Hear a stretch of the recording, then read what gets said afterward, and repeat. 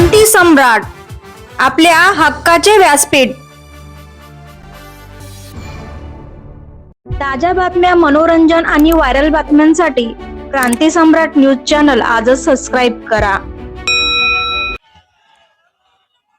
जमलेल्या माझ्या तमाम मराठी बांधवांनो, भगिनींनो आणि मातांनो,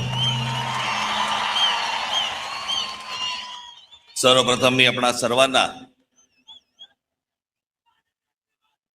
गुढीपाडव्याच्या मराठी नववर्षाच्या मी मनपूर्वक शुभेच्छा देतो.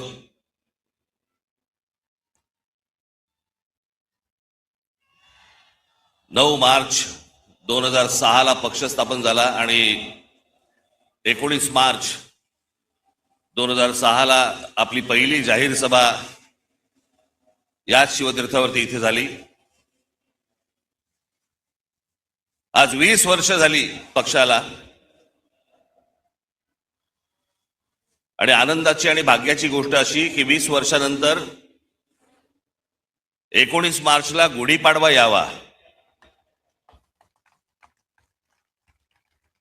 मी याला शुभसंकेतच पकडतो. मी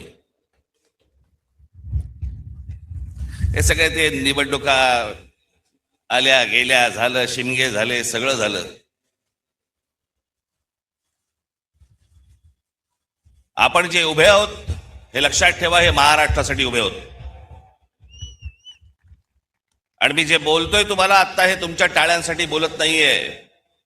मी जो तुम्हाला शब्द दिलाय या महाराष्ट्राचं गतवैभव प्राप्त करण्यासाठी, म्हणून आपल्याला जी सत्ता घ्यायची ती सत्ता भविष्यामध्ये आपण हातामध्ये घेणार म्हणजे घेणार. हे मी फक्त तुमच्या टाळ्यांसाठी सांगत नाही, तो माझा आत्मविश्वास आहे. पण आता काय, पुढच्या 3 वर्ष काही निवडणुका नाहीत या महाराष्ट्रामध्ये. त्याच्यामुळे कंत्राटदारांकडनं पैसे खायला सगळेच मोकळे आहेत.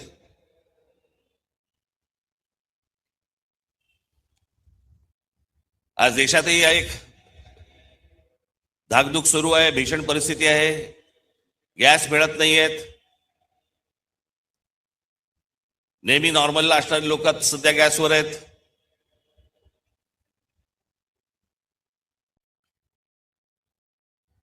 खरं तर काही गोष्टी आपल्याकडनं राहून गेल्या, आपल्या पंतप्रधानांकडनं पण राहून गेल्या. जो इराण इतकी वर्ष आपल्याला साथ देत होता, त्या इराणवरती ज्या प्रकारचे हल्ले होत आहेत आज, आपण इराणला साथ द्यायला पाहिजे होती.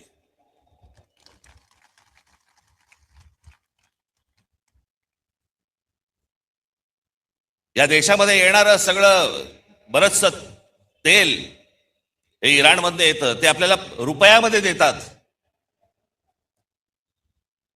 देत आले, पुढचं मला माहित नाही. पण खामेनी गेल्यानंतर देखील आपल्या देशाच्या पंतप्रधानांनी कुठचंही निषेधाचं एक स्टेटमेंटही काढलं नाही. हल्ल्यावरती कुठचं स्टेटमेंट काढलं नाही. जो देश आजपर्यंत जम्मू काश्मीरच्या प्रश्नावरती देखील आपल्याला पाठिंबा देत आला, भारताला पाठिंबा देत आला, त्याच्या मागे आपण आज अडचणीच्या काळामध्ये उभे राहिलो नाही, याचा त्रास निश्चित भविष्यात होणार आपल्याला.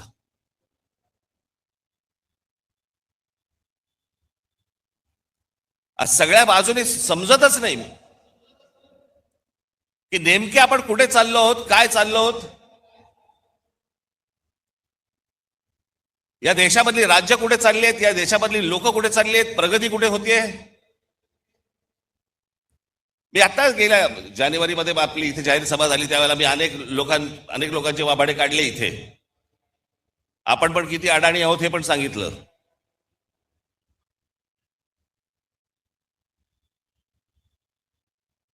हे जे मी तुम्हाला सांगतो हे लक्षात ठेवत जाय, विसरत जाऊ नका.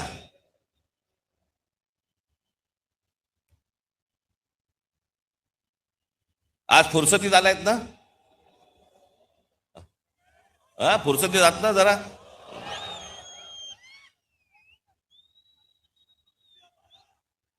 काय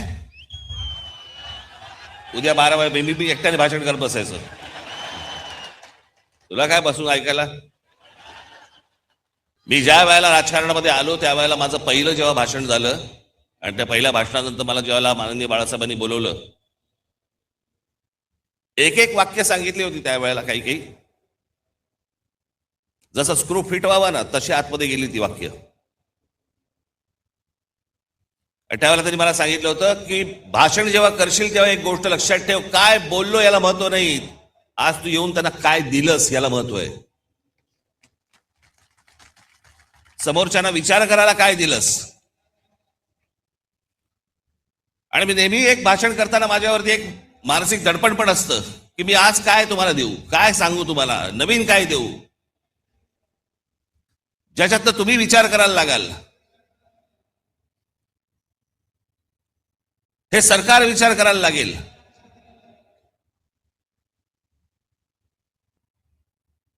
पण आज तुम्हाला सगळ्यांना, देशालाच अख्ख्या करमणुकीमध्ये गुंतवून ठेवले. करमणुकीमध्ये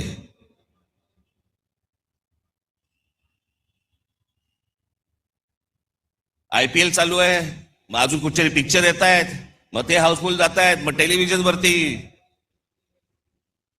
मी आज तुम्हाला सगळ्यांना एक नम्र विनंती करणार आहे, महाराष्ट्राच्या हितासाठी नम्र विनंती करणार आहे.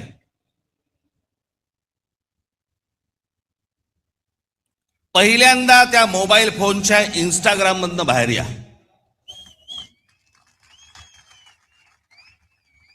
सकाळी संडास नाही, लवकर बाहेर याल. मध्यंतरी ते आमचे ते काय ते रील बाज वगैरे सगळे आले होते, मी माझ्याकडे नव्हतं ते मोबाईलवरती, ते टाकलं, ते गुंतायला होतं त्याच्यात. मी मागे म्हटलं होतं ना, ते डान्स बार बंद झाले ना त्याची लक्षणं आहेत ती. तिकडे ते बंद झालं, इथे मोबाईलवर सुरू झालं.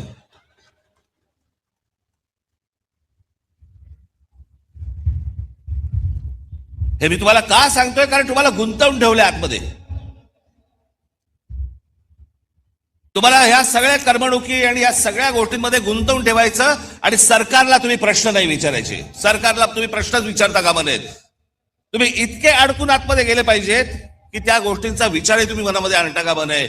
याच्यासाठीच हे डिझाईन आहे.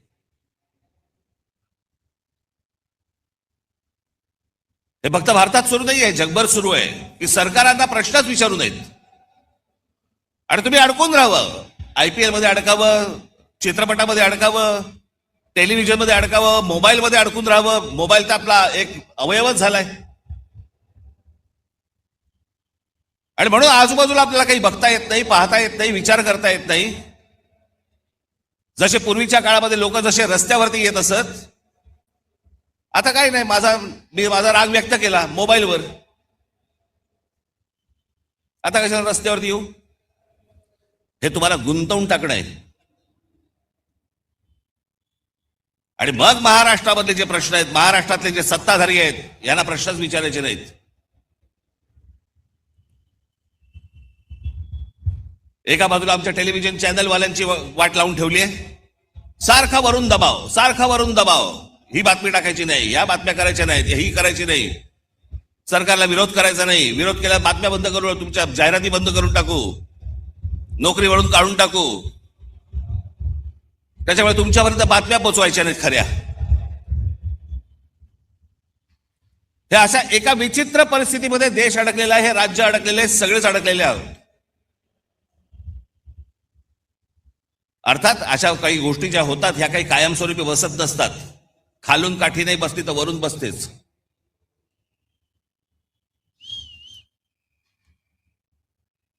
पण ह्या सतत गोष्टी मी तुम्हाला सतत का सांगतोय, ह्या डोक्यात ठेवल्या पाहिजेत तुम्ही. या करमणुकीच्या या गटारगंगा ज्या आहेत ना, या तुम्ही नका वाहत जाऊ.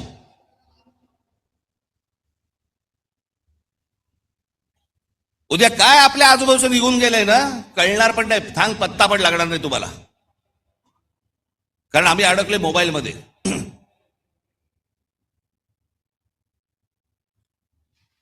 आज काय महाराष्ट्राची परिस्थिती होऊन बसली आहे. आमचे मुख्यमंत्री सांगतायत विकास करतोय, विकास करतोय. $3 ट्रिलियन इकॉनॉमी करायची महाराष्ट्राची. 11 लाख कोटीचं कर्ज आहे महाराष्ट्रावरती. 11 लाख कोटी. पृथ्वीराज चव्हाण ज्यावेळेला मुख्यमंत्री होते त्यावेळेला 2 लाख कोटीचं कर्ज होतं. त्याच्यानंतर हे 2014 ते 2026 मध्ये हे सगळं कर्ज 11 लाख कोटीवरती गेलं.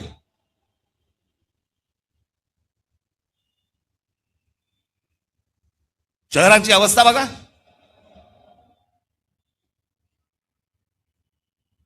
पिझ्झा मागवला तर 10 मिनिटात येतो, पण तुम्हाला 10 मिनिटात कुठे जाता येत नाही. सगळीकडे ट्रॅफिक जॅम, फुटपाथ भरलेले.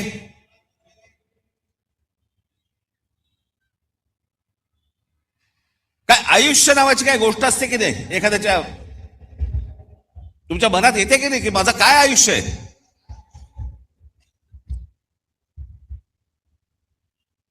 आज हे ब्रिटिशांच्या काळामध्ये त्यावेळेला हे मैदान उभं राहिलं म्हणून आज हे मैदान आहे. नाही तर अशी मैदानं कुठे आहेत मला जरा सांगा. जी मैदानं उभी राहिली आहेत ते त्या काळात उभी राहिलेली आहेत.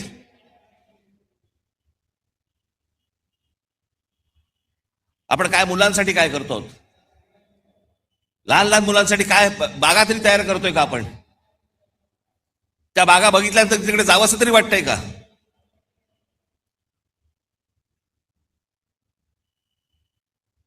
आज शहराची आज संपूर्णपणे शहर अख्खी कोलमडून पडलेली आहेत.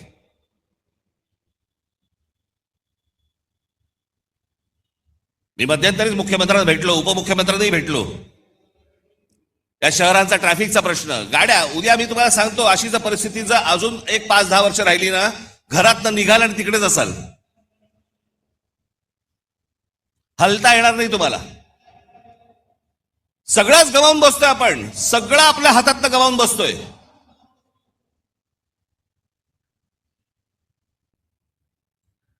आज ग्रामीण भागामधला माझा तरुण, माझ्या तरुणी आज शेतीकडे वळायला तयार नाहीत. ते म्हणतात नाही आम्हाला शहरात जायचंय. शहरात आल्यावर ही शहराची अवस्था. या देशातलं, महाराष्ट्रातलं प्रत्येक शहर बघा ना, त्याला काही आकार ना उकार ना काही नाही त्याला. कोणी येतंय, कुठेही इमारती बांधतंय, कोणी काहीही करतंय, कोणालाही कसल्याही परवानगी दिली जात आहेत. आणि तुम्ही ते पाहता आणि राग मोबाईलवरती व्यक्त करताय. हेच त्यांना हवंय की तुम्ही रस्त्यावरती येताच कामा नयेत, तुम्ही या गोष्टींचा विचारच करता कामा नयेत. असेच सडा, असेच मरा.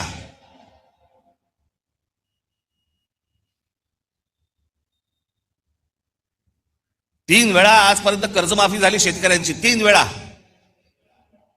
पण या देशामध्ये सर्वाधिक शेतकरी आत्महत्येचा आकडा महाराष्ट्रात आहे.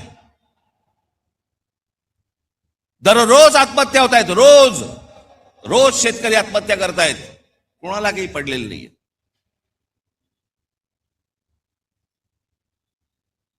इथे तुमच्यासाठी कोस्टल रोड बांधतायत, आम्हीच त्याची स्तुती करतो. आमचा मराठी माणूसच स्तुती करतो, छान झालाय ना रस्ता. अरे तो तुझी वाट लावायला झालाय. तुला कल्पना नाही तो रस्ता कशासाठी झालाय. तो तुमच्यासाठी झालेला रस्ता नाहीये. तो बाकीच्यांना आत येण्यासाठी आणि तुम्हाला बाहेर जाण्यासाठीचा रस्ता आहे तो. आम्हाला जो अंदाज येत नाही, आमच्या दरवाज्यावरती जोपर्यंत टकटक होत नाही तोपर्यंत आम्हाला समजतच नाही. आज सगळ्या शहरांमधल्या सगळ्या जमिनी चालल्या आहेत. हे अडाणी सारखे उद्योगपती सगळे घेत बसले, सरकार न बघता सह्या करतंय. हा सगळा पाडा मी मागच्या वेळेला वाचला होता. त्याच्यात आपण महाराष्ट्र म्हणून आपलं महाराष्ट्राचं स्वतःचं अस्तित्व गमावून बसतोय, आपली महाराष्ट्राची ओळख गमावून बसतोय, आपली भाषा गमावून बसतोय. मी मागे पण सांगितलं होतं, एकदा ती गोष्ट हातातनं गेली की परत येणार नाही. भाषा संपली म्हणून अनेक देश संपलेले आहेत या जगामध्ये. तुम्हाला जग ज्याला म्हणतं की तुम्ही कोण आहात, मराठी माणूस आहात. मराठी माणूस आहात म्हणजे कोण आहात? मराठी भाषा बोलणारे आहात म्हणून तुम्ही मराठी माणूस आहात.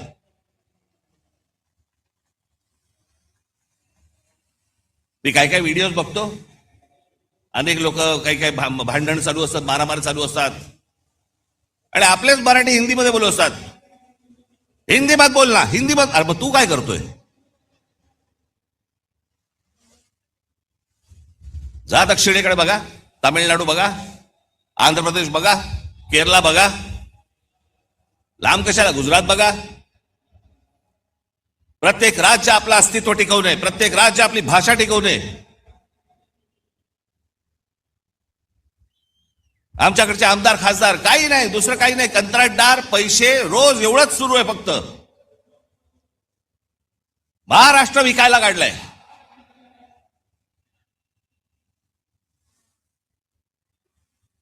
आज मुख्यमंत्र्यांकडे गृह खातं आहे. संपूर्ण महाराष्ट्रभर सगळ्या ठिकाणी ड्रग्ज विकले जात आहेत.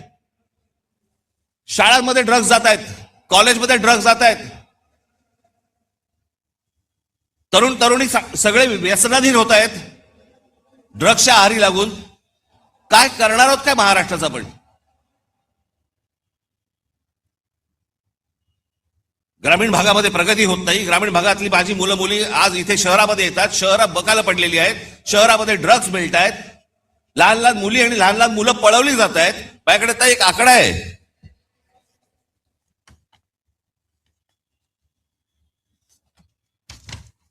नोव्हेंबर डिसेंबर या महिन्यातल्या 36 दिवसांमध्ये, गेल्या आता नोव्हेंबर डिसेंबरच्या या 36 दिवसांमध्ये केवळ मुंबईमध्ये 82 मुलं बेपत्ता झाली.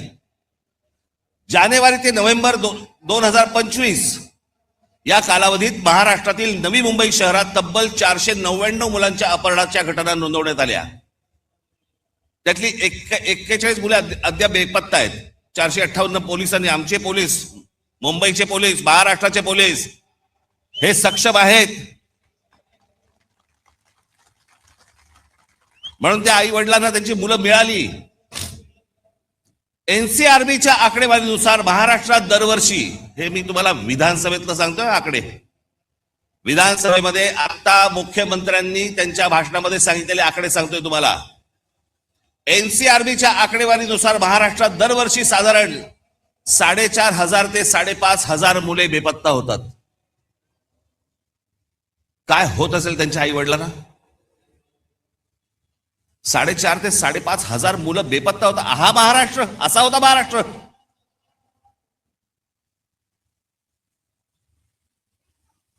दोन 2022 मध्ये 5,398 आणि 2023 मध्ये 4,619 प्रकरणे नोंदवली गेली.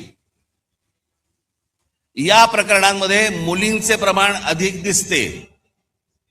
मुंबई हे सर्वाधिक प्रभावित शहर असून येथे दरवर्षी सुमारे 2,000 पेक्षा जास्त मुले बेपत्ता होतात. मुख्यमंत्री देवेंद्र फडणवीस यांनी फेब्रुवारी महिन्यात विधानसभेत दिलेल्या आकडेवारीनुसार. हे कोणती शहर म्हणायची हो, कोणतं राज्य म्हणायचं?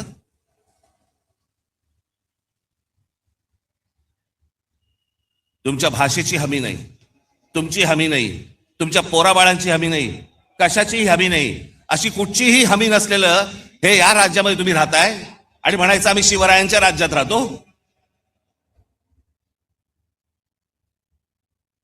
हवे होते असते, विधानसभेत जाऊन कापून काढले असते.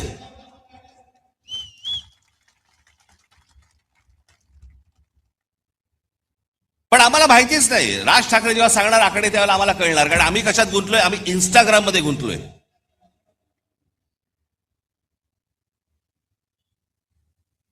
आम्हाला कशाची पडलीच नाहीये. आम्ही आमची संपूर्णपणे ओळख विसरून गेलेलो आहोत.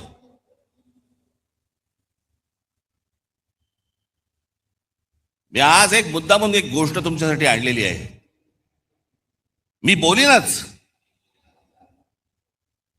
पण त्याच्यानंतर तुमच्या लक्षात येईल तुम्ही कोण आहात, तुम्ही कोणत्या भूमीत जन्माला आलात, तुम्ही कोणाचे वारस आहात. मी नेहमी सांगतो ना, हा महाराष्ट्र दरवेळेला देशाला दिशा दाखवत आला, या हिंद प्रांताला दिशा दाखवत आला. त्या महाराष्ट्राकडे कधीतरी तुम्ही नीट जवळून पाहिलेत का, की या महाराष्ट्राची नेमकी क्षमता तरी काय आहे?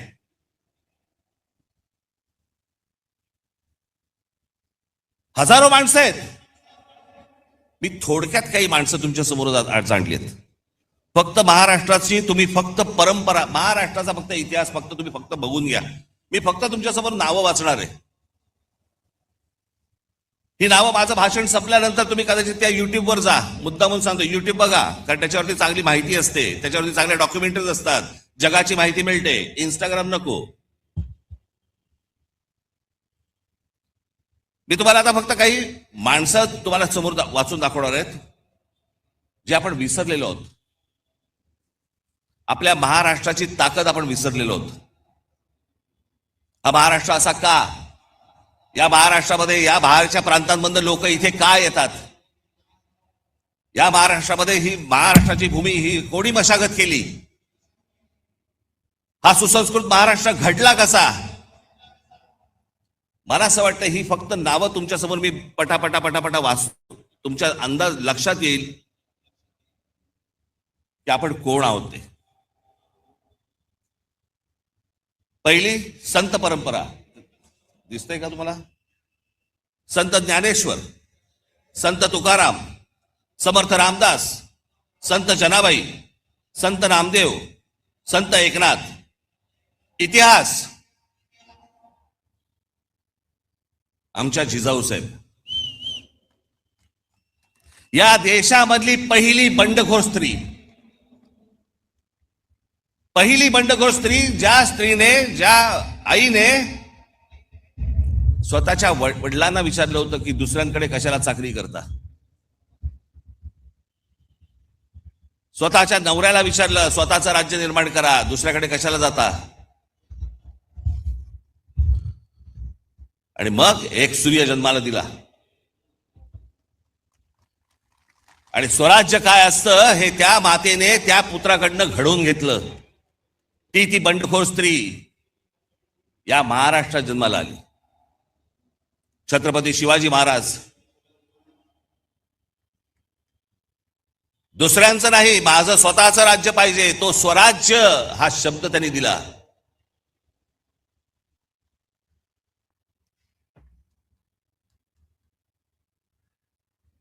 छत्रपती संभाजी महाराज. छत्रपती शिवरायांच्या मृत्यूनंतर स्वराज्य टिकवण्यासाठी आणि वाढवण्यासाठी अंतर्गत कलहाशी आणि शत्रूशी समर्थपणे आणि प्राणपणाने लढणारे धर्मवीर. महाराष्ट्र. बाळाजी विश्वनाथ पेशवे योद्धा व मराठा साम्राज्याचे पंतप्रधान होते. मी एक तुम्हाला सर्वांना आज हात जोडून विनंती करणार आहे, ज्यांनी ज्यांनी महाराष्ट्र घडवला ना, ज्यांनी ज्यांनी महाराष्ट्र मोठा केला ना, आणि महाराष्ट्रात आज देखील, कृपया आपल्या महापुरुषांकडे आणि कोणाईकडे जातीने पाहू नका. त्यांनी या महाराष्ट्रासाठी काय योगदान दिलं ना, ते सर्वात महत्वाचं आहे. हे तुम्हाला त्यांच्या मतांसाठी म्हणून तुम्हाला जातीमध्ये भिडवतायत आणि महाराष्ट्रामधून प्रत्येकाला वेगळं करतायत. हे कृपा करून करू नका.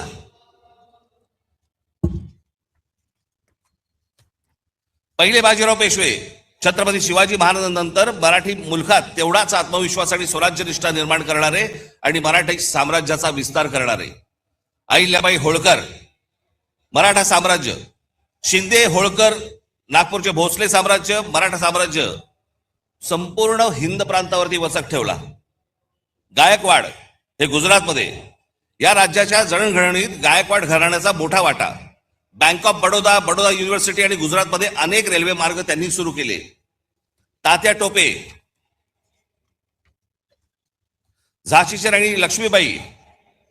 आता ह्या 18व्या शतकातील मराठी नावं ज्यांनी मुंबईला आकार दिला. जगन्नाथ शंकर शेठ. तुम्हाला भाऊचा धक्का माहिती आहे ना? भाऊ लक्ष्मण अजिंक्य, एक मराठी माणूस होता, कंत्राटदार होता, त्यांनी भाऊचा धक्का बांधला. सीताराम खंडेराव वैद्य, नाव पण माहिती नसेल तुम्हाला. सीताराम खंडेराव वैद्य म्हणजे कोण? हे जे टाटांचं ताजमहाल हॉटेल उभं आहे ना, या ताजमहाल हॉटेलचे आर्किटेक्ट.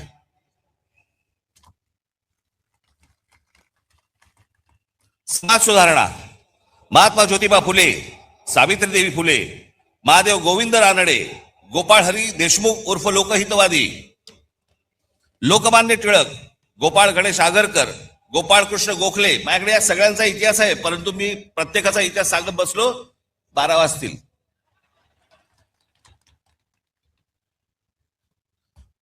गोपाळकृष्ण गोखले, शाहू महाराज, भारतरत्न डॉक्टर बाबासाहेब आंबेडकर, क्रांतिसिंह नाना पाटील, स्वातंत्र्यवीर विनायक दामोदर सावरकर, महर्षी विठ्ठल रामजी शिंदे, संत गाडगेबाबा, भारतरत्न महर्षी दोंडो केशव, म्हणजे ज्यांनी महिलांचं शिक्षण, त्यांचे हक्क, विधवांना परत पुनर्विवाह करण्यासाठी म्हणून ज्यांनी काम केलं ते हे महर्षी दोंडो केशव कर्वे.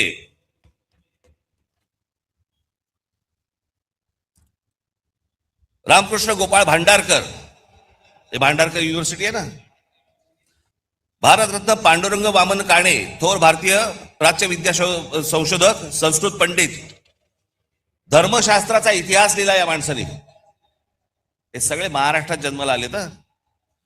भारतरत्न विनोबा भावे, प्रबोधनकार ठाकरे, तुमचे आजोबा, धर्मातील चुकीच्या रूढी परंपरांवरती प्रहार करणारा हा माणूस. त्यांची पुस्तकं आजही आणून वाचा तुम्ही. अनेक लोक म्हणतात, अनेक जण सांगतात की म्हणे प्रबोधनकार ठाकरे हे ब्राह्मण विरोधी होते. माझे आजोबा कधी ब्राह्मण विरोधी नव्हते, भट्ट भिक्षुकीच्या विरोधात होते. धर्माच्या नावाने जी पिळवणूक व्हायची त्याच्या विरोधातले होते ते कुठच्याही समाजाच्या विरोधातले कधीही नव्हते.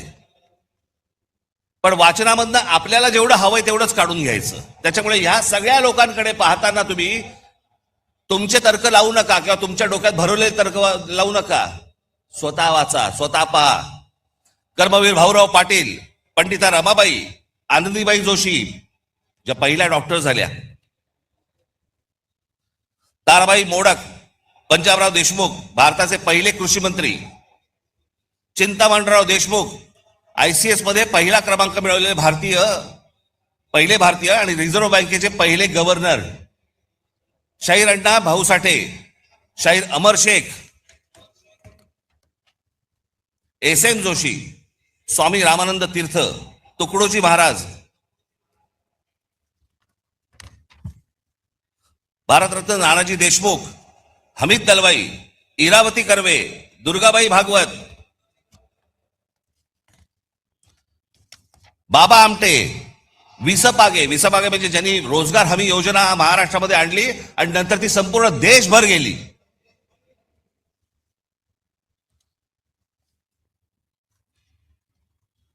अनेक नेते होऊन गेले महाराष्ट्रामध्ये, पण एक माणूस, असा माणूस महाराष्ट्रात कशाला देशात नाही झाला,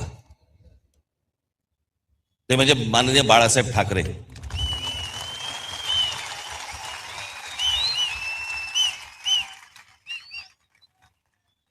मराठी माणसाच्या मनात जी मराठी अस्मितेचा जो अंगार फुलवला हा पहिला या माणसाने. या देशातल्या हिंदूंना हिंदू म्हणून मतदान करायला लावणारा हा पहिला या देशातला माणूस. आणि जागतिक दर्जाचा व्यंगचित्रकार शरद पवार. आज अनेक गोष्टी त्यांच्या नावावरती आहेत, अनेक मतभेद असतील, पण ज्या योग्य गोष्टी आहेत त्या मला असं वाटतं योग्य असल्याच पाहिजेत. आज आपण रस्त्यावरची फळं पाहतो ना, जे कधी पाहत नव्हतं पूर्वी, आता आपल्या लक्षात पण येणार नाही की हे कधी सुरू झालं.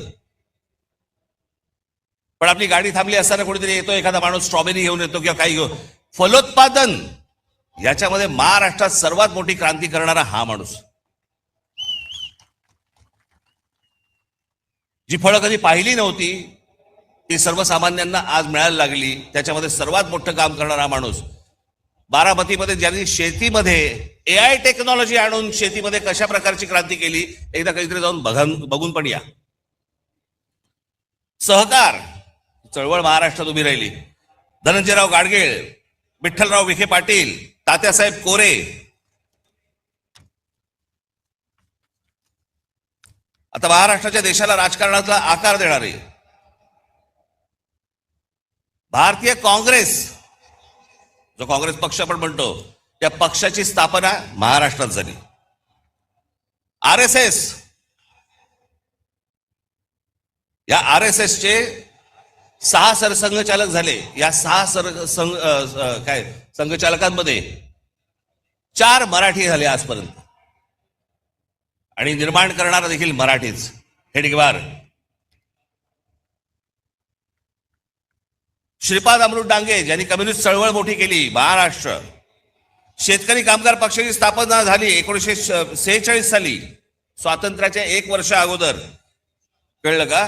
ती केली शंकरराव मोरेने आणि केशवराव झेडे आणि नाना पाटील यांनी. तुम्हाला आश्चर्य वाटेल, कांशीराम यांचे आज तुमचा तो कुठचा पक्ष, बहुजन समाज पार्टी. पण ही बहुजन समाज पार्टी नंतर झाली. पहिली जी संघटना स्थापन केली बामसेफ, ती या महाराष्ट्रातल्या पुण्यामध्ये खडकीमध्ये तरी स्थापन केलेली आहे बामसेफ. या सगळ्या गोष्टींची मुळं जर तुम्ही बघितली तर ही सगळी महाराष्ट्र आहेत. इतिहासकार, ज्या इतिहासकारांकडे या देशातले सगळे लोक किंवा बाहेरच्या देशांमधले लोक ज्यांच्याकडे टवकारून बघतात, असे काही इतिहासकार म्हणजे विका राजवाडे, गोविंद सखाराम सरदेसाई, त्र्यंबक शेजवलकर, वासुदेव सीताराम बेंद्रे, बाबासाहेब पुरंदरे, रणजित देसाई, गजाननराव मेहेंदळे. आमचे गजाननराव आत्ताच गेले.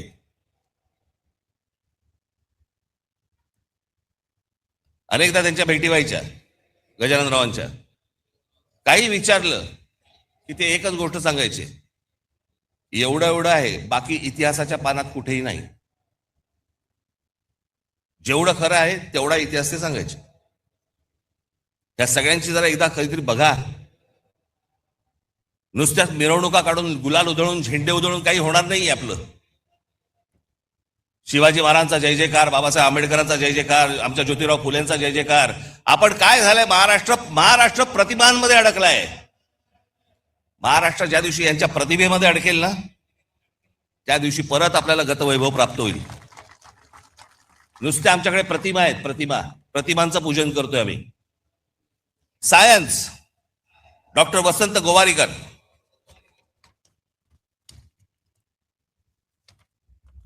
बाकीची पानं कुठे गेली रे?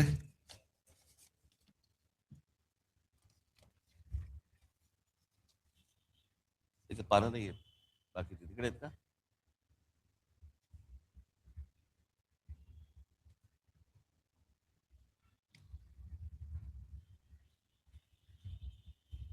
इधर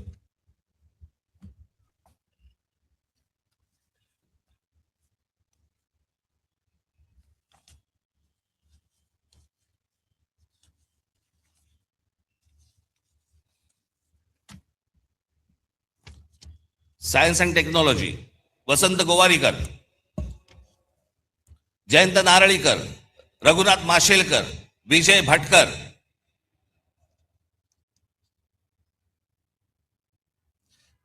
तुम्हाला कदाचित कल्पना नसेल, परंतु एक गोष्ट सांगतो. शिवकर बापूजी तळपदे नावाचे जे गृहस्थ झाले, त्यांनी राईट्स बंधू म्हणजे ज्यांनी विमान उडवली ना, त्याच्याही 8 वर्ष आधी 1895 मध्ये मुंबईच्या गिरगाव चौपाटीवरती मरुत्सका नावाचे मानवविरहित विमान यशस्वीरित्या उडवले. हे घडवणारे महाराष्ट्रात पत्रकार बाळशास्त्री जांभेकर, नारायण दीनानाथ वेलकर. तुम्ही म्हणाले कोण आहेत नारायण दीनानाथ वेलकर? तुम्ही जर ऐकाल तर तुम्हाला प्रश्न पडेल, हे आपल्यापर्यंत आलं कसं नाही अजूनपर्यंत? टाइम्स ऑफ इंडियाचे संस्थापक मालक. 1840 मध्ये मुंबईचे पहिले भारतीय महापालिका आयुक्त ते जेई ब्रेनन या ब्रिटिश व्यक्तीसोबत 1838 साली त्यांनी बॉम्बे स्टँडर्ड हे वृत्तपत्र सुरू केले, जी कंपनी 1860 पर्यंत त्यांनी चालवली. आणि पुढे रॉबर्ट नाईट या ब्रिटिश व्यक्तीने ते विकत घेतलं आणि त्याचं नाव टाइम्स ऑफ इंडिया असं ठेवलं. सुरू करणारा मराठी माणूस कृष्णाजी प्रभाकर उर्फ काकासाहेब खाडीलकर, आचार्य आत्रे, नावाजलेले अभ्यासक माधवराव गाडगीळ, पर्यावरणावरचा अभ्यास, माधवराव चितळे, पाणी या विषयावरचा अभ्यास. म्हणजे जगभरामध्ये या लोकांना काय किंमत आहे ना, आपल्याला अंदाज पण नाही याचा, फक्त आमच्याकडेच किंमत नाही. पांडुरंग सदाशिव खानखोजे, चित्रपट दादासाहेब फाळके. एखादे दे रे मला येत ठेवायला यायला.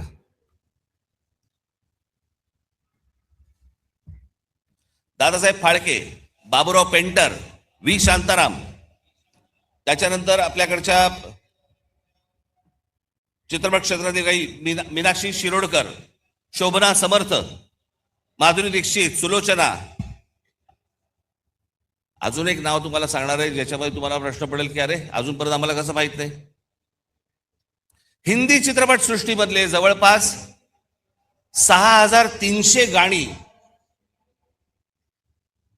मी सांगितल्यावर तुम्हाला कळेल. 6300 गाणी ज्या जोडीने दिली त्या जोडीचं नाव आहे लक्ष्मीकांत प्यारेलाल.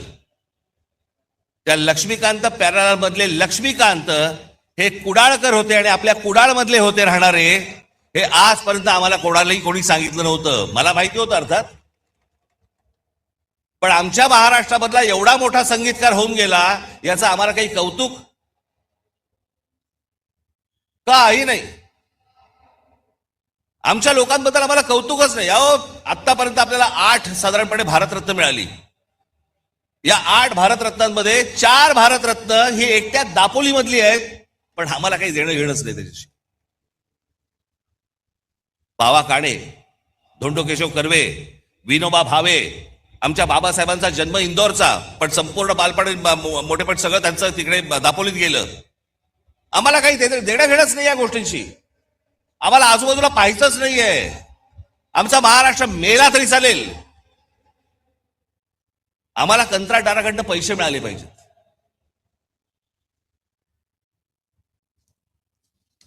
सी रामचंद्र, या महाराष्ट्राचा सगळ्यात मोठा सुपरस्टार दादा कोंडके, ज्यांनी छाप पाडली, या देशावरती छाप पाडली. निळू फुले, नाना पाटेकर, अमोल पालेकर, अशोक सराफ, आशुतोष गोवारीकर, गायक भारतरत्न पंडित भीमसेन जोशी, लता मंगेशकर, आशा भोसले, कुमार गंधर्व, किशोरी आमोणकर, जितेंद्र अभिषेक, चित्रकार दीनानाथ दलाल, वासुदेव गायतोंडे, माधव सातवळेकर. मी एकेकावरती, या एकेका माणसावरती मी एक तास बोलू शकतो. पी ए धोंड, आचरेकर, सडवेलकर, एस एम पंडित, तुमच्यापैकी बरेच जण हे त्या तामिळनाडूला आपल्या स्वामी विवेकानंदांचं जिथे पुतळा आहे ना, तिथे काही जण गेला असाल. मी गेलो होतो. पुतळा पाहिल्यानंतर मी असा उलटा मागे फिरलो. मागे वळलो तर तिथे 2 पेंटिंग्स होती. एक परमहंसांचं होतं आणि एक त्यांच्या पत्नीचं होतं. पण मी जवळ जाऊन पाहिलं तर ते एस एम पंडितांचं पेंटिंग होतं. दोन्ही पेंटिंग एस एम पंडितांची होती. या इथे बाजूच्या गल्लीत राहायची. इथे आम्हाला काही देणं घेणं नाही. आम्हाला कलेशी देणं घेणं नाही, संगीताशी नाही, साहित्याशी नाही, कशाशी नाही. फक्त आमच्याकडे झालंय जयंत्या आल्या, पुण्यतिथ्या आल्या की आम्ही फक्त मिरवणुका काढून ढोल वाढवायला सुरुवात आमच्याकडे. पण आमच्याकडे काय पेरून ठेवलंय, काय होऊन गेलंय याचा आम्हाला अंदाजच नाही. शिल्पकार सदाशिव साठे म्हणजे गेटवे ऑफ इंडियाचा जो पुतळा आहे तो शिल्पकार साठेंनी उभा केलाय.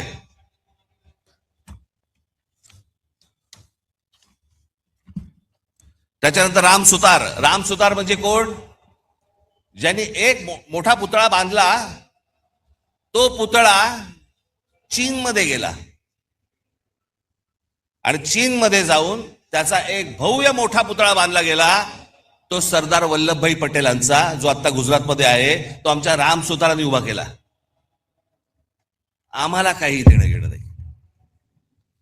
उद्योग शंतनुराव किर्लोस्कर, आबासाहेब गरवारे, रघुनाथराव चितळे, बीजी शिर्के म्हणजे या इमारतींना ज्या विटा वापरल्या जातात ना, सिपोरेक्षा, ते बनवणारे बीजी शिर्के, दाजी काका गाडगीळ, काल निर्णयचे जयंतराव साळगावकर, केसरी पाटील, राजा पाटील, ज्यांनी मराठी माणसाला जग दाखवलं.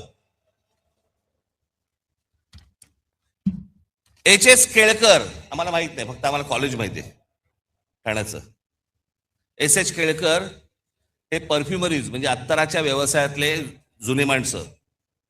या केळकरांकडचा जो अर्क आहे ना, तो परदेशातले बरेचशा मोठे जी काही तुम्ही आता परफ्यूम जे वापरता ना, त्याचा जो अर्क आहे हा एस एच केळकरांकडनं जातो महाराष्ट्रातनं. राजीव सामंत, सुला वाईन्स, कॅमलिनचे दांडेकर, जे लहानपणापासून आपण जे बघत आलो ना, कंपास पेटी आणि सगळ्या गोष्टी, या संपूर्ण देशभर व्यवसाय उभा करणारे महाराष्ट्राचे दांडेकर, आनंद देशपांडे, रवी पंडित, बाबा कल्याणी, वासुदेव कोल्हटकर, केशव विष्णू पेंढारकर, नाटकामध्ये विष्णुदास भावे, राम गणेश गडकरी, बाल गंधर्व, केशवराव भोसले, विजय तेंडुलकर, महेश एलकुंचवार, विजया मेहता, वसंत कानेटकर, श्रीराम लागू, मोहन आगाशे, जब्बार पटेल, सतीश आळेकर, साहित्य कवी केशव सूत, कुसुमाग्रज, पु ल देशपांडे, गदी माडगुळकर, विंदा करंदीकर, शांता शेळके, नारायण सुर्वे, चिंतामण त्र्यंबक खानोलकर, बाबूराव बागुल, सुरेश भट, बंडखोर नामदेव ढसाळ. क्रीडा दिबा देवधर, मी अगदीच थोडक्यात आणली आहे ही यादी. दिबा देवधर, बापू नाडकर्णी, विजय मांजरेकर, विजय हजारे, सुनील गावस्कर, अजित वाडेकर, दिलीप वेंगसरकर, सचिन तेंडुलकर, प्रवीण ठिपसे, ग्रँड मास्टर बुद्धिबळ, भाग्यश्री ठिपसे, ग्रँड मास्टर बुद्धिबळ, अभिजित कुंटे, ग्रँड मास्टर बुद्धिबळ, खाशाबा जाधव, नावाजलेले अभ्यासक हे झाले मगाशी. एवढं भरभरून आपल्याला महाराष्ट्राला दिलंय, आपल्याला काही याची किंमत